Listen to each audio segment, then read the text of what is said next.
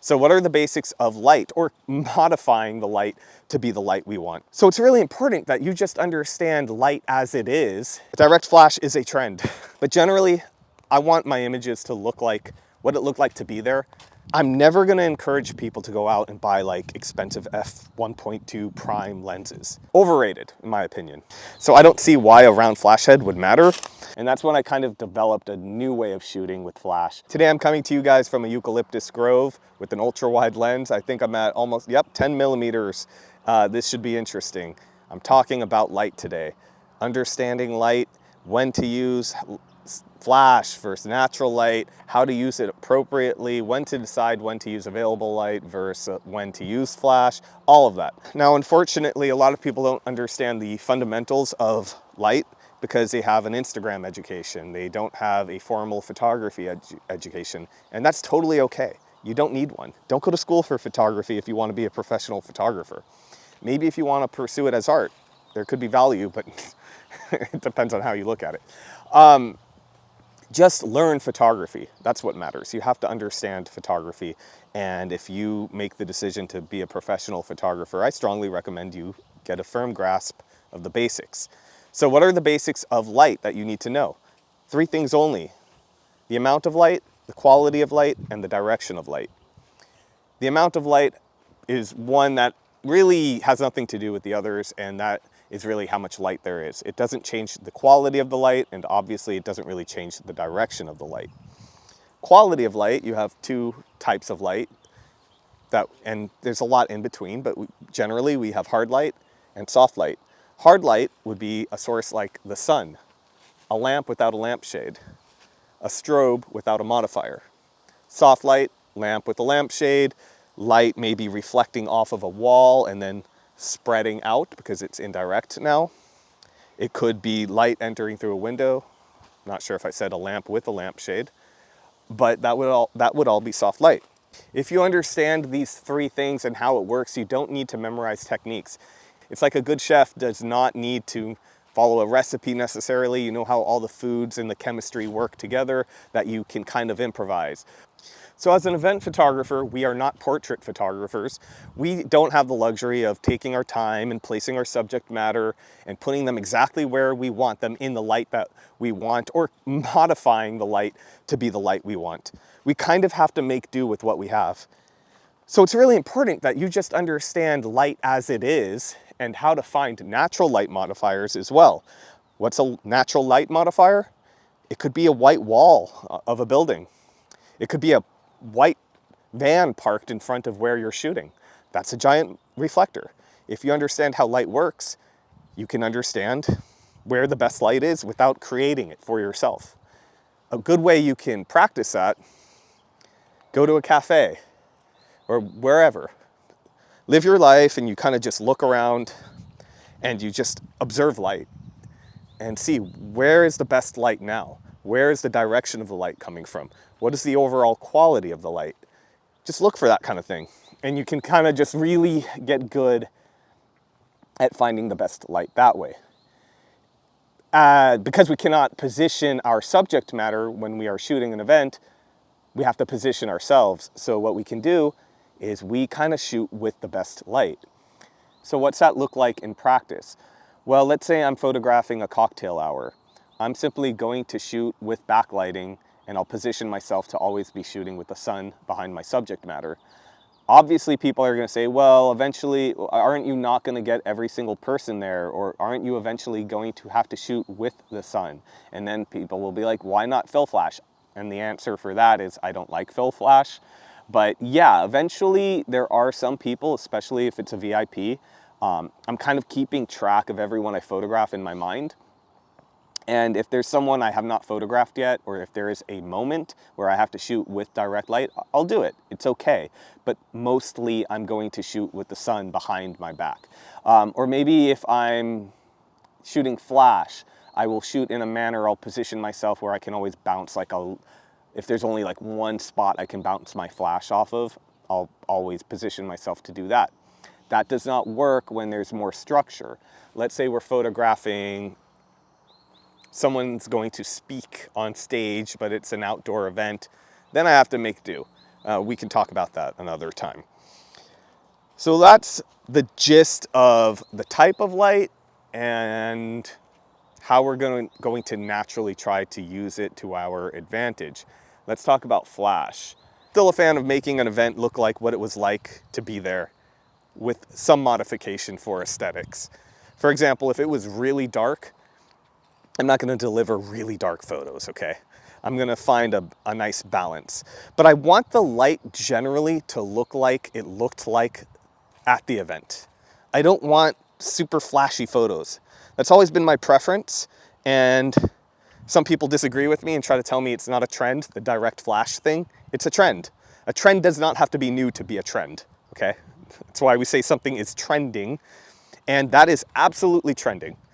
Anecdotally, I don't have data, but just anecdotally, I've done this for a long time, and I have two eyes, and I see what's being posted lately, and I'm aware of the different trends that exist, especially with Gen Z, as far as things like using point and shoot cameras, all of that. It all ties in together. It's a trend.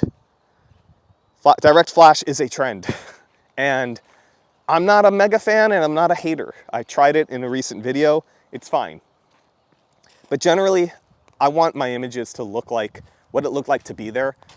I don't want to lie. I'm not trying to like conceal that I'm using flash, but I'm using flash to kind of amplify, to modify the quality of the natural light. So what's this look like in practice?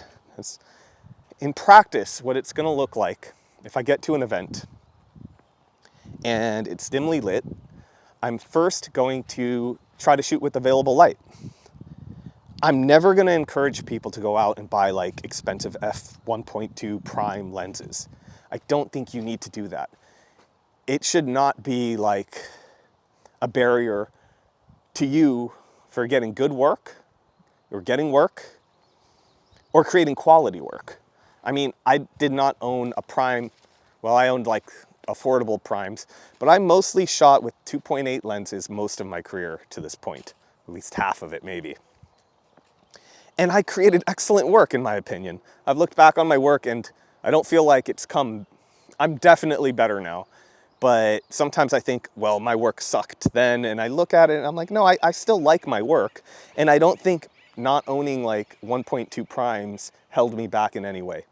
That said, when I do own a few 1.2, 1.4 primes, and when I go to an event, it has helped me shoot with available light if I wanted to, with less light than I otherwise would have been able to. And I like that because I will shoot with available light before I add any flash photography, if possible. However, when I first had access to 1.2 primes, I kind of started just doing that and never using flash. And I realized at some point, flash sometimes is beneficial to use, not because you need to, but to improve the quality of the work, the quality of the light. And that's when I kind of developed a new way of shooting with flash that's subtly different than the old way I used to shoot with flash. So the old way, especially with old gear, lenses and cameras, I mean, I started with the 40D and then upgraded to a 5D. And that 40D, like even the 5D, if I'm remembering right, you didn't want to go over ISO 800. Maybe you'd push it up to 1250, but I recall the way of doing things is like once, pretty quickly at an event, you had to use flash. And what we would basically do is sort of drag the shutter just for the ambient light, right? So the subject matter we would basically wholly be lighting with flash, and then we would just drag the shutter. You know, usually the starting point at a banquet hall would be like a 40th of a second, and that's what we would do. And that would just bring some of the ambient light out, so it didn't look like a black hole or like a spotlight on the subject. Gave more life to the image. It gave a sense of place. But eventually what I started doing is exposing the entire image correctly. So the way I would expose it if I wasn't going to use flash, and then I would use my flash to just add a nicer quality of light on the subject. which is a totally different way of shooting. I think I'd have to demonstrate it to fully convey what I'm trying to say, but that's what I would do. And that's what I mostly do now, because I realized I went too far with just using available light. And now I'm doing this hybrid where the available light is really like, it's wonderful because it actually has more depth, but I'm getting like maybe more life to the eyes by bouncing a light off a wall, and then I'm getting a little fill into the eyes and that kind of thing. So it's been a really nice balance, and that's my preference now. Side note, an idea I've come up with recently is, I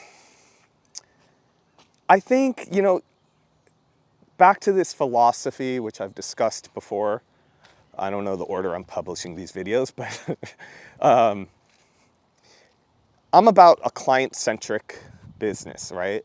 It's not about me, it's about them. And if you can add value in any way you can, I think that's a good thing to do, as long as you're not compromising your own like beliefs and values and ethics and all of that. And so one thing I've done is I've experimented with like an X106, my Fuji, with a direct flash. And so it's so easy to carry. I can shoot how I want to shoot with flash with my Canon. And then I can also get like group photos with that direct flash look with the Fuji. Okay, so anything else about flash? Let's talk about the gear. Let's talk about off-camera flash, that kind of thing. Let's go with off-camera flash first. Overrated, in my opinion. I don't think it's that necessary to use almost ever. I think the work is not worth the payoff in most cases. I think it can actually be a disservice to your client. And the reason I think that is because anytime you're going more complicated, you're literally offering less coverage. It will take more time, right? If you are setting up external flashes, maybe half the shots don't look the way you want them to look, all that, you're losing focus. And your focus should be maximizing your coverage, telling an emotional story, that kind of thing. And I'm just not a fan of that. And I feel like I want to stand out by the moments I capture rather than like, look at this cool shot, look how cool the lighting is. I'm not a fan of that. I do it on occasion to keep the night exciting after I feel like I've really covered the hell out of an event. Then maybe I'm like, okay, let me play. I'll play. And that's how I see it. But I don't see it as like a way for me to differentiate my work from other people's work, to have this cool factor. I don't need it. Is it necessary at times? Sure. It maybe not necessary, but it is a solution. So maybe the solution is direct flash if you have nothing to bounce your light off of. Maybe the solution is direct flash but off camera, so you're hand holding it. Maybe your solution is to place a couple of flashes in different corners of the venue and triggering them remotely. But you have options. You don't have to go with like fancy setups. You could just do direct flash, or you could just do direct flash off camera.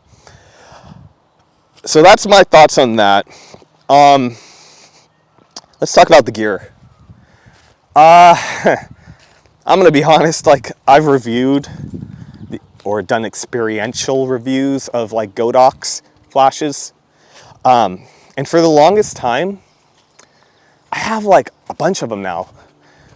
Being really candid, even though I don't really do reviews or collaborations or sponsored content, whatever, not that I'm opposed, because I do want to actually make YouTube sustainable after like 6 years. I have a lot of Godox flashes I don't use. And the reason being, maybe I'm just old school. I'll go with that. I'm used to Canon, and I think it's a slightly more refined product. I found the, at least early Godox flashes to be, although more featureful than Canon even. I found it to be less refined as a product, a little finicky. I would change my exposure compensation by accident, that kind of thing.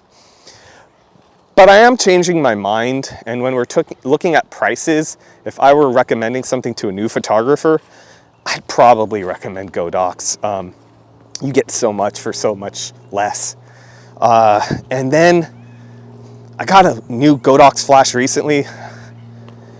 It's so actually like solving a problem with innovation. It's actually doing that I'm like, you know, they're really pushing things in ways Canon is absolutely not. And Canon, if anything, almost feels like it's following. Like, but while we're on that subject, well, as far as following goes, like rechargeable battery, not running off of AA's. But one thing that I'm not a believer in, feel free to try to convince me otherwise, are round flash heads.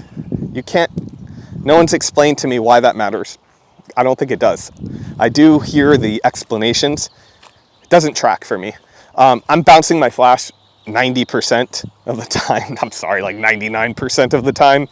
So I don't see why a round flash head would matter. I don't see really why it matters in any situation. Maybe if you're doing direct flash and you have like a backdrop, it could change the shape of the fall off on the backdrop, but that's definitely an overrated feature. I think that will do it for now. I think flash photography and lighting is a big subject matter. There's plenty more to say, I'm sure, but that does cover my thoughts on the basics. If you have some feedback or questions, let me know. Or feedback or questions or feedback for the next video. Let me say that again.